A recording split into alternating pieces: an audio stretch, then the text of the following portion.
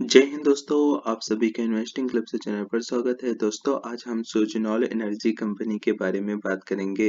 तो चलिए दोस्तों वीडियो को शुरू करते हैं। दोस्तों सुजलॉन एनर्जी इस कंपनी की शुरुआत जो है वह 1995 में हो गई थी और यह कंपनी जो है सबसे पहले विंड टरबाइन जनरेटर से रिलेटेड कंपोनेंट बनाने के रूप में इस कंपनी की शुरुआत की थी।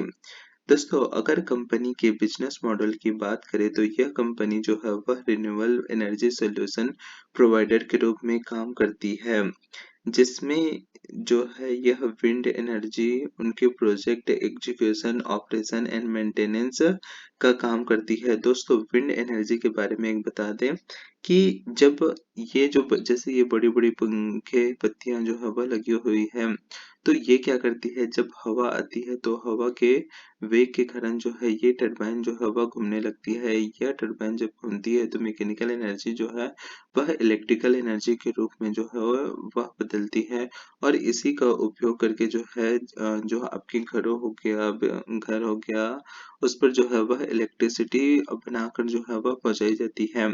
इसी के क्षेत्र में यह कंपनी जो है वह काम करती है। लेकिन दोस्तों अगर देखा जाए तो इस कंपनी की शुरुआत जो है वह 1995 में हो गई थी।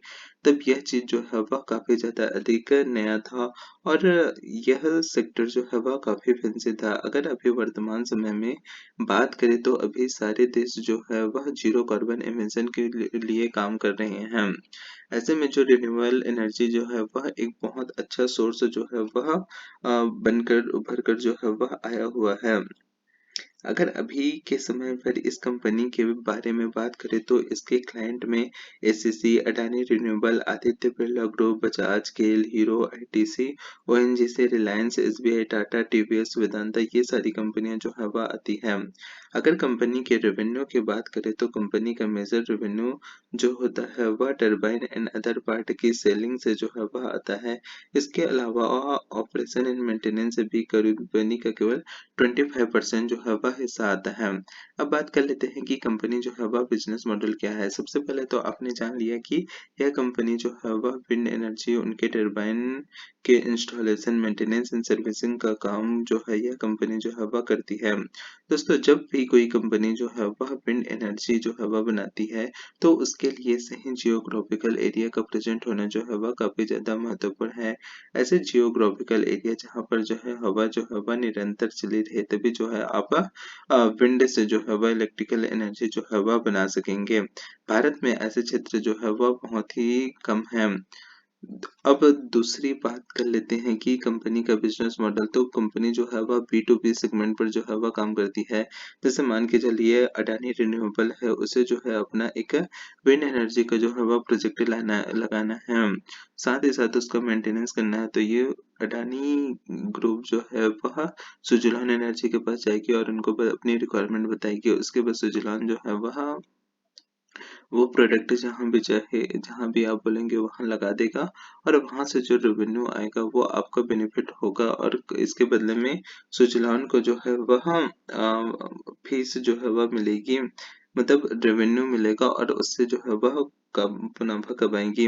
दोस्तों यह सेगमेंट जो है वह फैंसी जरूर है लेकिन इस सेगमेंट पर जो है वह ग्रोथ ही बहुत ही कम है, क्योंकि विंड एनर्जी जो है वह हमारे देश पर हर जगह उपलब्ध नहीं है। जहाँ उपलब्ध है तो वहां से इतनी इलेक्ट्रिसिटी बना पाना जो है वह कॉस्ट एफिशिएंट जो है वह नहीं होता है।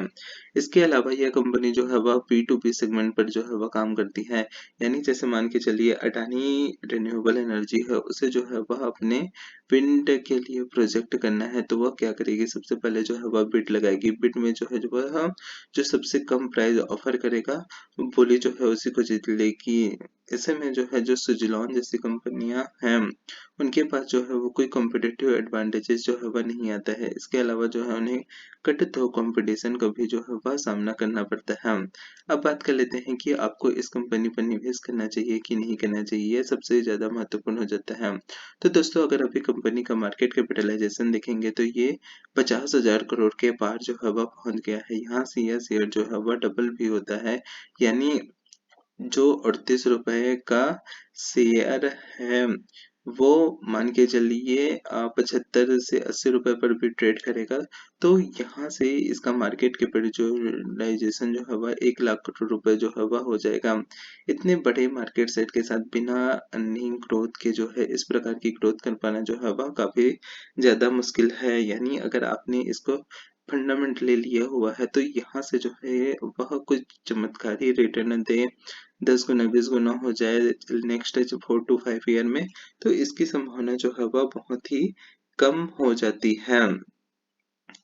अब अगर इसकी पीई की बात करेंगे तो कंपनी के पास जो है वह प्रॉफिट नहीं है, तो प्रॉफिट नहीं है तो अर्निंग तो जो है वह आप निकाल ही नहीं सकते हैं कंपनी पर। इसके अलावा जो है वह 2332 करोड़ रुपए का जो है वह कर्ज है, जो कि कंपनी के लिए जो है वह अच्छी बात नहीं है। लेकिन यह कंपनी जिस क्षेत्र पर काम करती है वहाँ पर जो है इसको निरंतर जो है वह ग्रोथ करना जो है वह काफ़ी ज़्यादा ज़रूरी है। अगर इस कंपनी के पेयर कंपैरिजन की बात करें तो सबसे अधिक अगर मार्केट कैपिटलाइजेशन है तो वह है सीमेंस का 1,26,000, एबीबी का 87,000। इस प्रकार से आप देख सकते हैं कि सुज़लॉन जो है वह 5वें नंबर पर जो है वह आता है।